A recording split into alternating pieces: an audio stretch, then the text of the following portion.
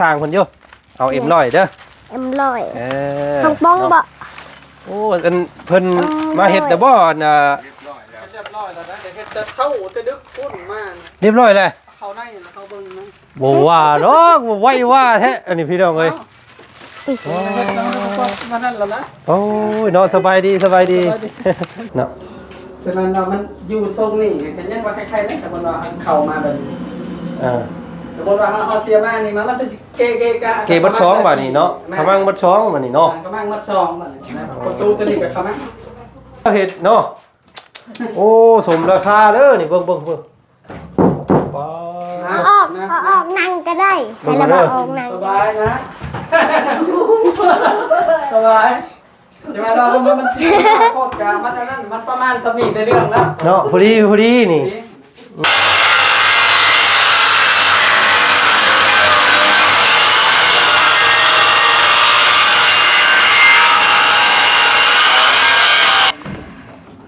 มันก็สบายเวลาปิดนี่เนาะมีแต่ลบคมยังไงเพิ่นนี้บาดงามแล้วสำนี้ก็ได้แล้วแม่ไปตันทางเราดิพี่ขึ้นมาพี่เลยแห้งเลยพุ่นเหือแตกปึ๊บโอ้โธ่นี่ชิมลงเลยบ่เด้อนั่นลงบ่ย่อกะยาให้เพิ่นเงี่ยงแล้วบึบลงไปโหลดย้ำเอาปึ๊บเบิ่งเด้อฉันปึ๊บแบบนี้ถ้วยรถเอ้ารถน้อยเพลแล้วนี่โอ้ยเฮ้ยได้เฮ้ยเพื่อนเดียวกันนี่แหละว่าซั่นซะฟืนไฟก็หาเงินจ่ายช่วยกันเนาะเดือนนึงเท่าไหร่ไฟเดือนนึงประมาณก็60-70นี่นะประมาณ100เนาะ100 บาทเป็นนี่ได้คือว่าดีใจอยู่บ่เมื่อคืนนี่มาดีใจเหือเนาะพี่น้องไงตกใจเลยจะได้กินน้ำเย็นแล้วบัดนี้เนาะโอ้เอาคำว่าดีใจกับมาขอบใจพี่อนิสาเพิ่นแน่อนิสามาอีหล่ะนมมือขอบใจเด้ออนิสาเด้อมาให้บาลัมโบละลานน้องวิตู้เย็นใส่น้ำกรนี่ดีใจขนาดเลยตอนนี้ต่อไปให้ให้หังให้มีเด้อสุขภาพแข็งแรงความเจ็บอย่าให้ได้ความไข้อย่าให้มีนอนได้เงินหมื่นตื่นได้เงินแสนสาธุโอ้ยเนาะเนาะหม่นลงหอยลงหองลงหูหายใจเข้าหายใจออก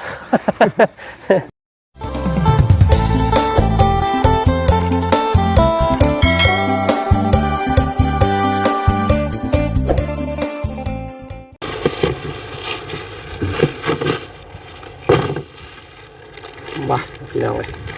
หลายคนก็ว่าเมื่อวานนี่เนาะโอ้ยว่าสันมีตู้เย็นอะไรยังบ่ทันมีแนวแซ่อยู่ว่าสันเนาะซื้อแนวแซ่ตู้เย็นใหม่เล่าไปให้เล่านี่เด้อบ่สันพี่น้องเลยกับน้องวิน้องเลมโบว่าสันเนาะมื้อนี้เอาน้ำหัวเสืออย่างดีเลยเอามาให้เพิ่นแซ่มื้อนี้พี่น้องเลยกับนมตะซอยเนาะเอาโตโอ้สร้างเพิ่นมาลงมือเด้อนี่เพิ่นกำลังสิเทพื้นบ่นี่พี่น้องเอ้ยเนาะ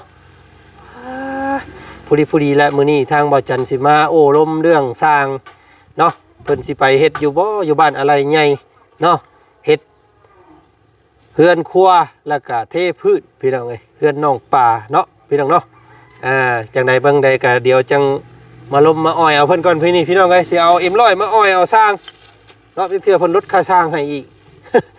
เอาพี่น้องไงคนอื่นเด้อเนาะทักทายสบายดีพ่อแม่พี่น้องมุสุขุสุคน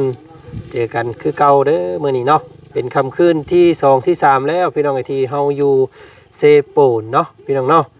มื้อนี้ก็มาอัปเดตเบื้องก่อนเพิ่นเอาสร้างไฟสายไฟมาต่อตู้เย็นนะบ่เนาะเย็นนะบ่น้องวิยังบ่ต่อฮะยังบ่ได้ต่ออยู่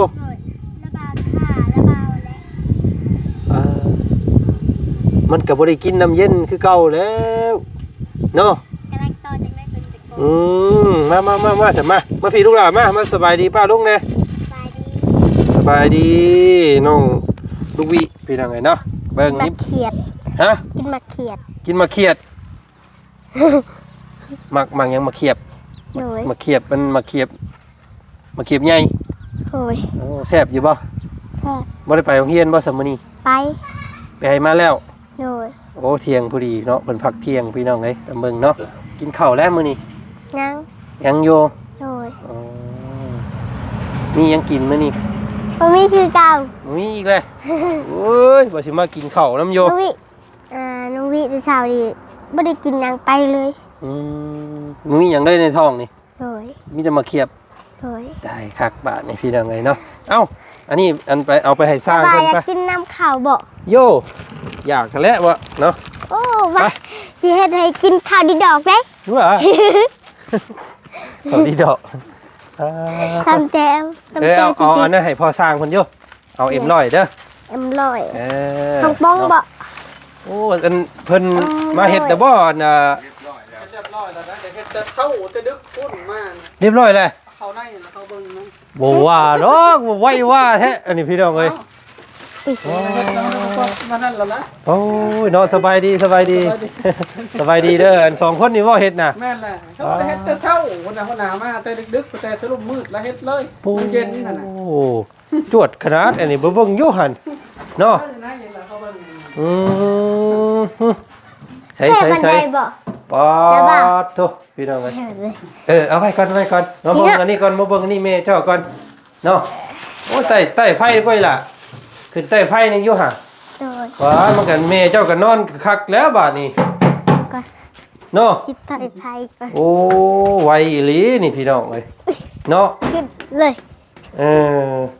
แต่ว่าประตูเนาะบาดนี้ ตอนอินพารา ประตูมันบ่ต่ำบาดนี้ ทามเท่าเป็นกอมา เอ ตี อ โดยแม่ บ่วิดประตูยังน้อยเดียว มันก็มีแต่ใครใช้ซันนี่ซื่อๆนั่น อืมคำว่าเฮาสูตรมาหมุงกลางนี่เด้ไอ้คำว่าเฮาสูตรมาหมุงกลางในชีวิตอยู่บ่กับประตูหั่นนะเนาะ ฉะนั้นมันอยู่ทรงนี่ก็ยังว่าใครๆได้สมมุติว่าเข้ามาแบบนี้ อ่า สมมุติว่าเอาเสียมานี่มันจะเกกะ เกบัดช้องบาดนี้เนาะขมังบัดช้องบาดนี้เนาะ กำลังมัดซองบัดนี้นะประตูตัวนี้ก็เข้ามา เออ ตูดกระดิกบ่ได้บ่ ตูดขึ้นมาเทิงนี่เด้ไอ้เอาลันขึ้นมาให้มันสุดเลย น้ำมันสุดแล้วนะ ยังอยู่ ยังบ่ ยัง เอา ยืมว่าเบิ่งบาดนี้วิดพุดไปเลยหั่นปั๊บโอ้ยน้อยเดียวพี่น้องเอ้ยเนาะนิดนึงได้แล้วสำนี้กันเนาะ ได้แล้วจะท เอ ำเป็น อ สิไข่ ไขแล้วก็ปิดเอา แม่นเลย เนาะยังนิดนึงได้ได้สำนี้มา ตาตัวนี้ จะให้อีกกับกบอีก เบิ่งเอาออกมาเบิ่งอยู่ ให้มันเข้า แบบว่าตัดถิ่นอีกได้จะ ตั ได้ ดทิ่มเลย นี่เนาะโอ้ยนี่เด้มันนั่นอยู่ มั ตัด นยัง เฉพาะตัวนี้เอาออกให้เฮาได้อ้าย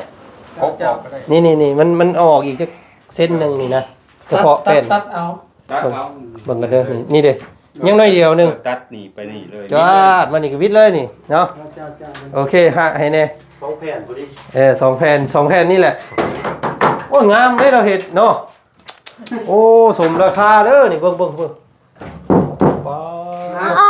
ออกนั่งก็ได้ให้ระบาดออกนั่ง สบายนะสบายจะมาเรามันซีโคตรกามันนั่นมันประมาณสมีในเรื่องแล้ว เนาะพอดีนี่อืมคักนี่พี่น้องเอ้ยเนาะเราเห็ดอันมองห้องอันมอนบ่ให้ไหลอีกเนาะใบอีหลีเห็ดนี่พี่น้องเอ้ย จะเศร้าเดี๋ยวเห็ดแล้วก็เครื่องมึงไอ้ตาแล้ว โอ้โหเราเห็ดเจ็บอย่างดีเลย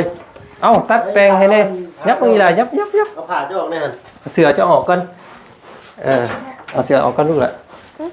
ปาดเลยให้เพิ่นจวดให้นิดนึงโอ้ยตู้เย็นเพิ่นยังบ่ทันได้ต่อไฟลงมาเนาะ โดยสิเฮ็ดบันนี่บ่แล้วบ่า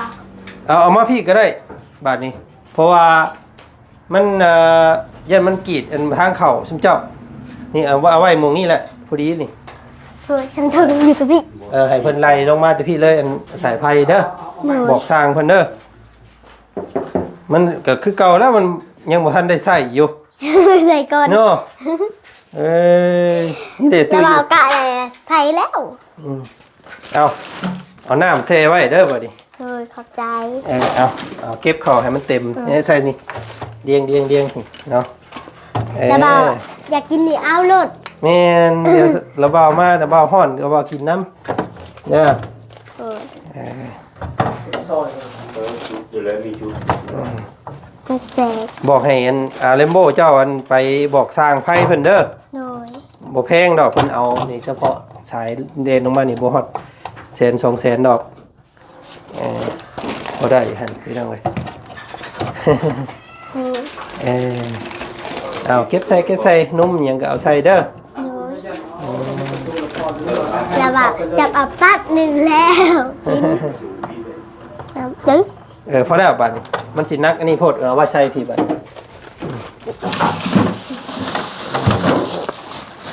ชีใส่กระแลมแน่ชีกระแลม สิเฮ็ดกระแลมบ่ โดย โอ้เป็นดิเอิบ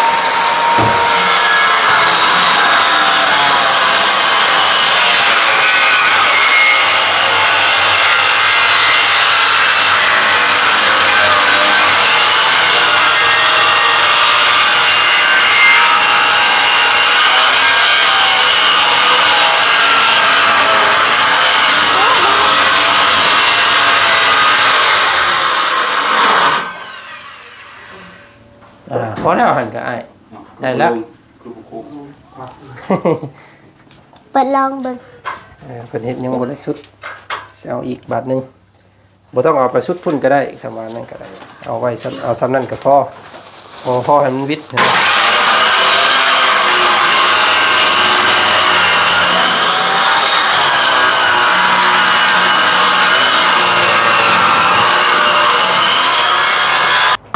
วิดบ่ปุ๊บไว้หน่อยหนึงเนาะเด้ให้เพิ่นหาอีกให้เพิ่นหาอีกนิดเดียว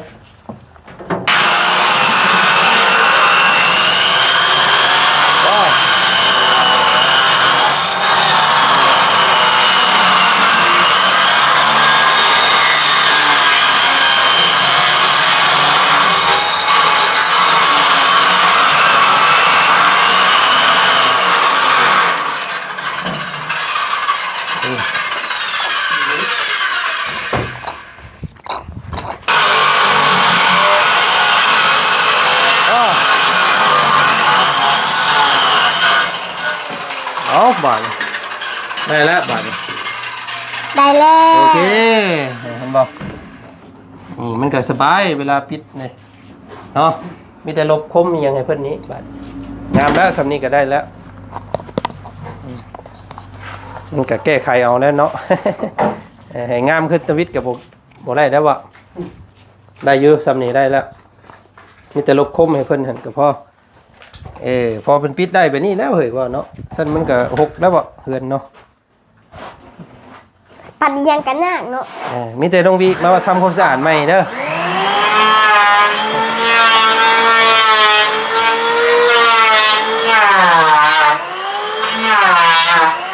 ไปเอามานอกที่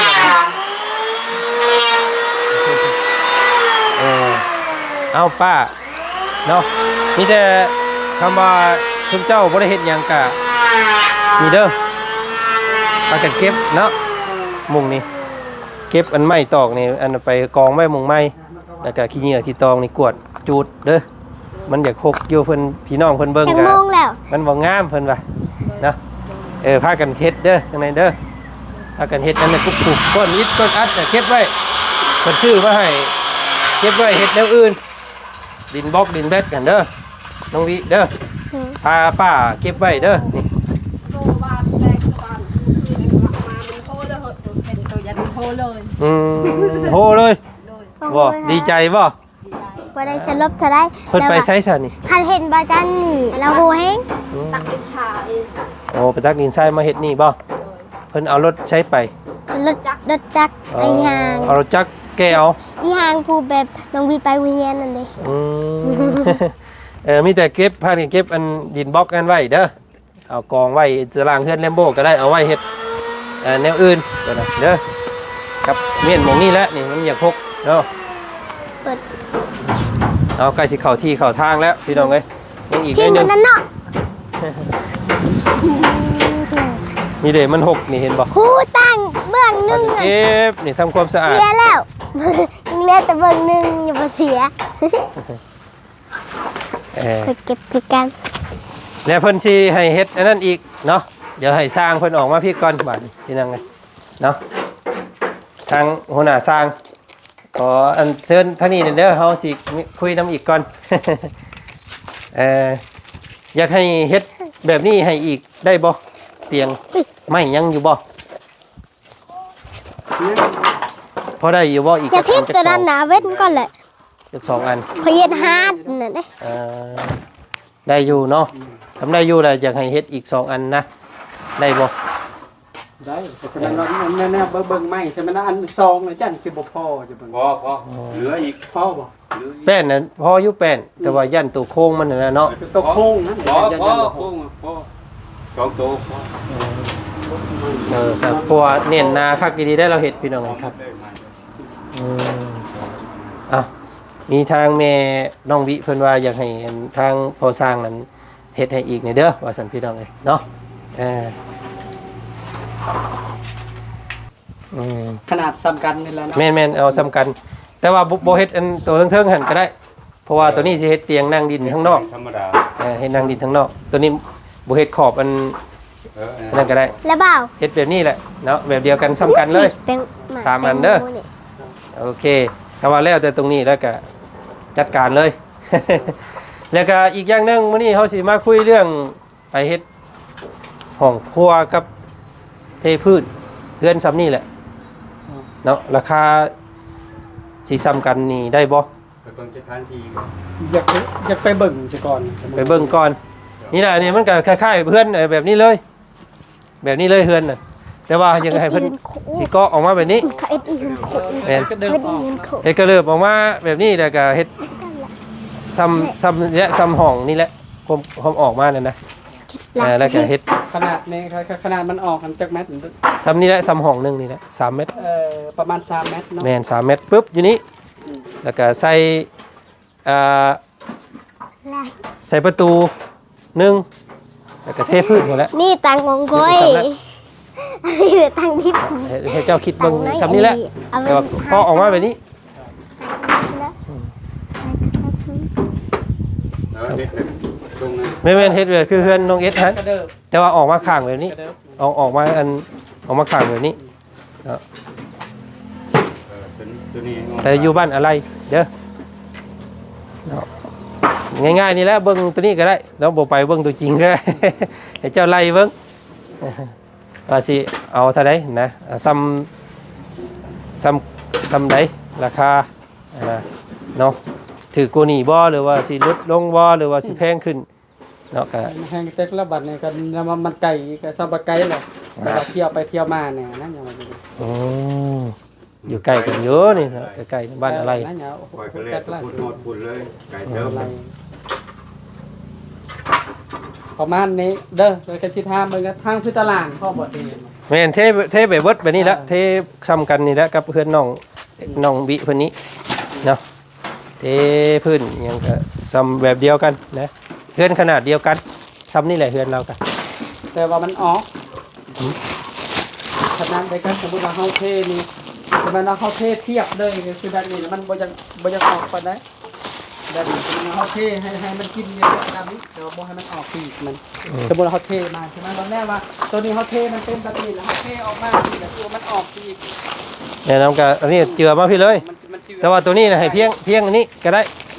เพียงตัวนี้ไปก็ได้แต่บ่ให้ออกมาแบบนี้ก็ได้ เพลง เพียงนี้ กับพี่เพียงกับพวกคณะนี่เนาะ แม่น ออกมาเป็น5เมตรเนาะ โดย ปัดเอา เพลงมัน จะปัดก็ย่าเหปัดไป รอเบิ่งเจ้ากินไรเบิ่งเจ้าเว้าเบิ่งเหมือนกันก็บ่ได้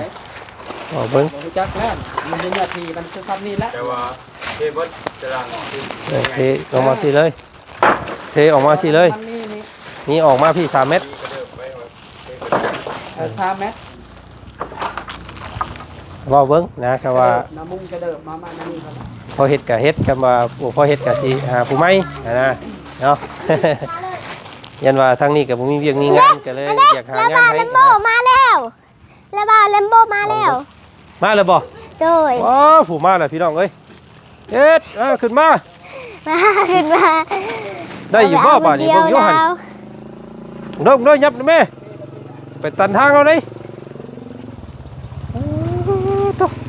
พี่ขึ้นมาพี่เลย แห้งเลยพุ่น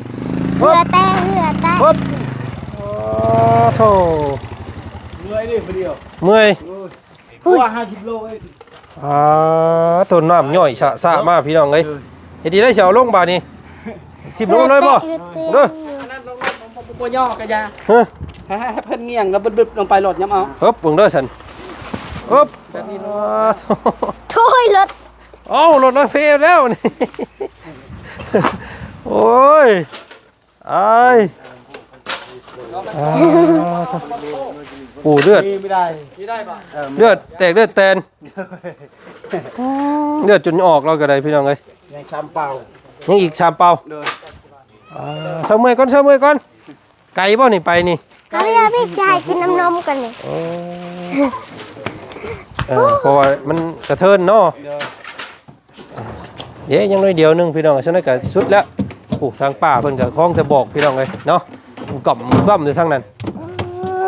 เนาะเป็นนี่ได้คือว่าดีใจอยู่ว่าเมื่อคืนนี่มา ใจ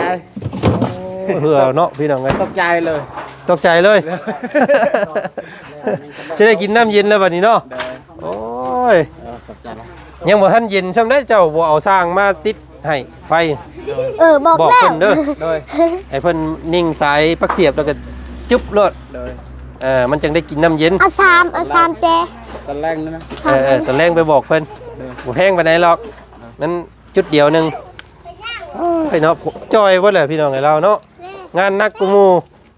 สู่ชีวิตขนาดโธ่ บ่ได้ก็เฮ็ดได้อยู่เห็นบ่ ดื่มก่อน เนาะเอาเดี๋ยวกันโธ่ กินน้ กินแล้วบ่เข้า กินแล้ว กับยังมื้อนี่ กินกับห้อย อ๋อ หอยปลาปลาช่อน เมียไปใส่ละเมีย เมียปลาให้แล้วหรือ มื้อ ว่า นี้ อายเบาให้ลำโบอยู่ลำโบก็อยู่มือนี่ก็มีลำโบไปทางให้แล้ว ได้เนาะบ่ได้อยู่จักมื้อเรานักในงานเราพี่น้องเอ้ย ำ อยู่กับฉันบ่ได้อยู่คือเก่าเนาะไปเอานี่คือเก่าเอ้ ถ้าย มันแห้งนี่สบาย ทรายเปียกครับ ได้ประมาณ80 70นี่ย่อได้ดิ80 โอ้ยรถเราก็ได้นี่พี่น้องเอ้ยเนาะ แล้วพอเท่า มันไปได้อยู่บ่นี่ ไปได้ ไปแล้วคือมันแรงเล็กเองมันเลย ถึกเร่งเองเลย มันเร่งเลยมันพอดีอยู่เล็งข้าง กับวิวมันข้างเนาะเบิ่งอยู่ติดรถมาได้อยู่บ่นี่ ติดได้ ให้แล้วเบาลงไปหมดเลย เด้อเฮ้ย ได้ เฮ้ย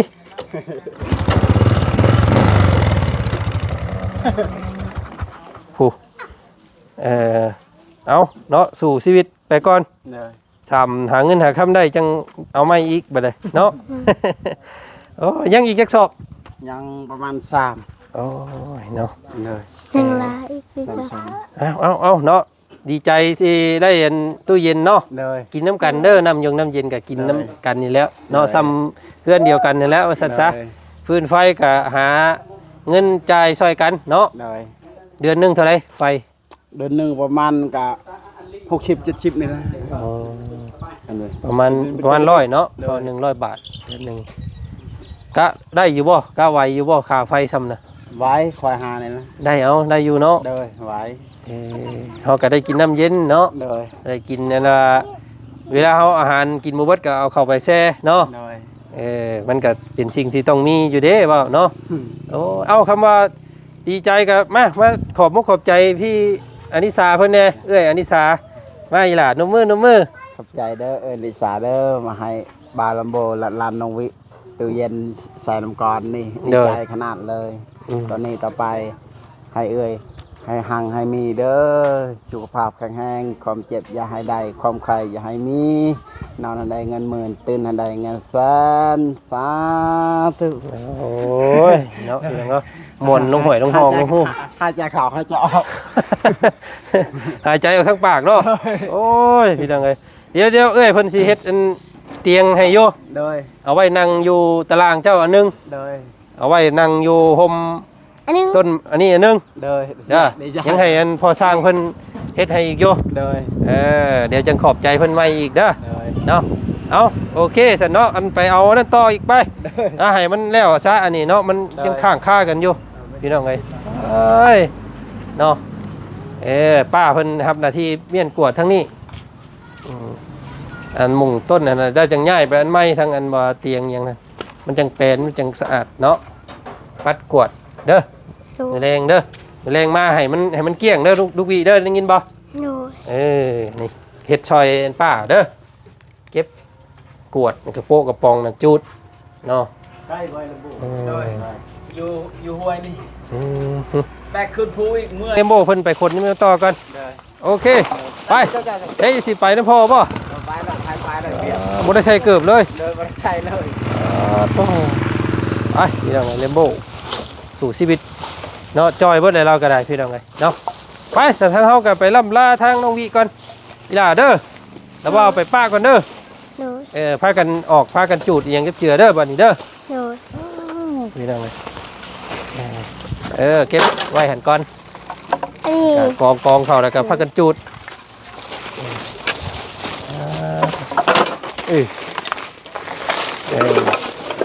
กะบูรวัตแถวนี้แล้วก่อนเดี๋ยวจังเอาแม่เพิ่นลงมาเนาะไปสวัสดีทางวัดจันทร์ก็ขอตัวลำลาก่อนเนาะพอกันใหม่อีกคลิปหน้าแล้วกันคลิปนี้มามาลมเรื่องสร้างแล้วก็ลมเรื่องเฮ็ดเตียงเพิ่มที่อนิสาเพิ่นสิเป็นเจ้าภาพว่าซั่นอีก2ตัวเป็น3ตัวพี่น้องเอ้ยเนาะเอาเป็นไรกันติดตามเบิ่งนำกันอีกคลิปหน้าคลิปนี้ไปแล้วเด้อพี่น้องเด้อเนาะสบายดีสวัสดีเบ่ทุกผู้ทุกคนเด้อไปตรงนี้สบายดีป้าลุงแน่ สวัสดี เนาะโอเคไปป้าเด้อสบายดีนะป้าจ้า เราก็อยากเฮ็ดอยู่พี่น้องกันแต่คนโบจักคมเฮ็ดนะนี่เนาะแต่บอกเนาะโอเคมาอึ๊บฮึบเฮ็ด